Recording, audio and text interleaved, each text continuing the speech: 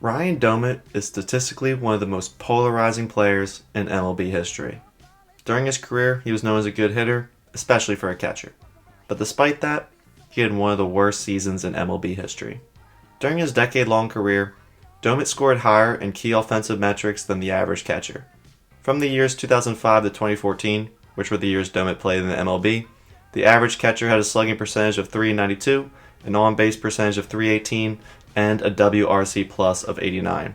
For those of you who don't know what any of that means, slugging percentage basically means how much power a player has, on-base percentage means how often they get on base, and WRC plus measures runs by plate appearance.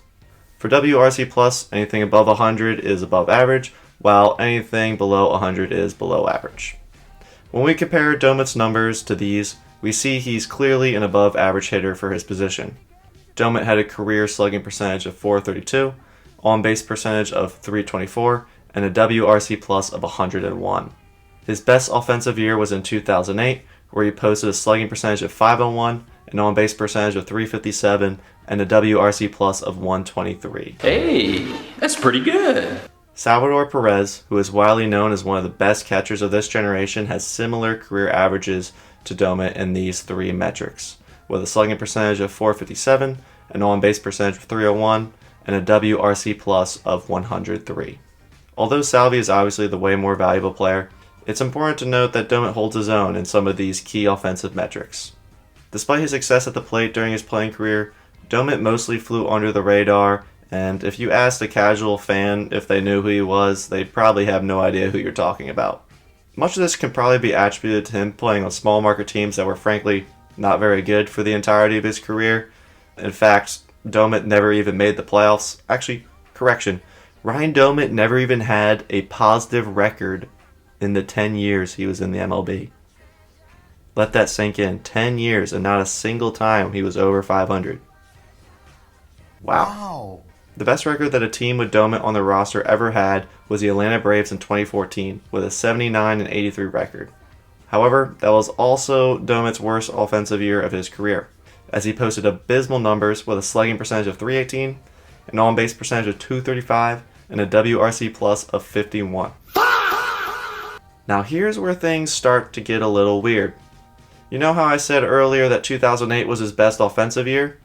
It was also the worst statistical year of his career altogether. Halfway. And that is because of how poorly he played behind the plate. During his career, he was never known as a good defensive player, but it wasn't until he retired that we learned how poor he was defensively.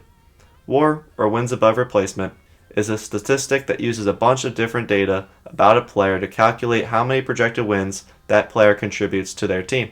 A positive number means that you're contributing at a big league level, while a negative number means that the team is better off cutting you. There are two main ways that WAR is calculated, with those being Baseball Reference WAR, or B-WAR for short, and Fangraphs WAR, better known as F-WAR. Each variation uses different factors for each position to get its final valuation. The main difference between the two for catchers is that F-WAR factors in a catcher's ability to frame pitches, while B-WAR does not. Pitch framing is the way a catcher receives a pitch to make it appear to be a strike. A good pitch framer can trick the umpire into calling a ball a strike, which greatly helps out their pitcher, while a poor pitch framer essentially screws over their pitcher by getting strikes called balls. That was what Ryan Doumit was doing.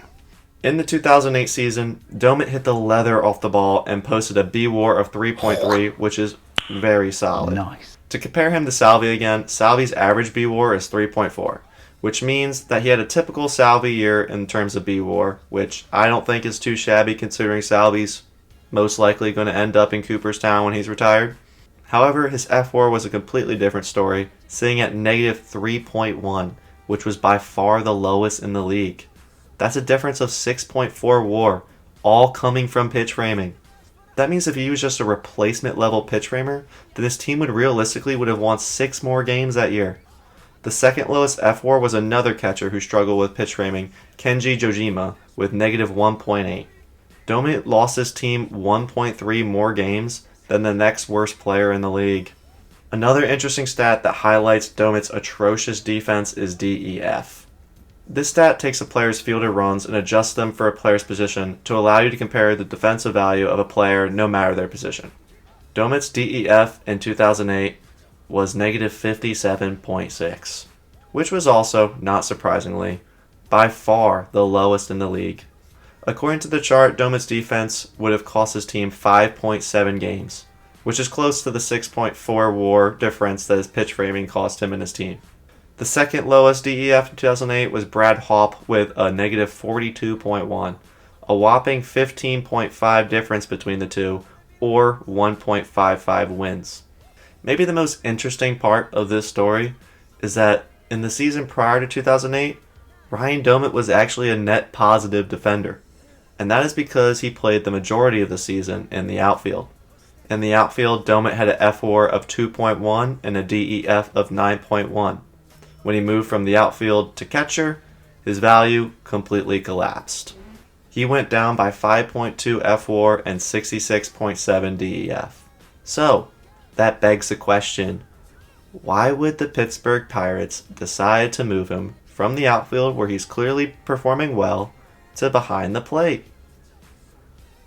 Well, because they're the Pirates, and they're not exactly known for making good decisions. This year, the MLB has implemented a new challenge system similar to the NFL and NBA. This system uses ABS, or automated balls and strikes for short, which is basically the strike zone that you see on the screen when you watch a game on TV.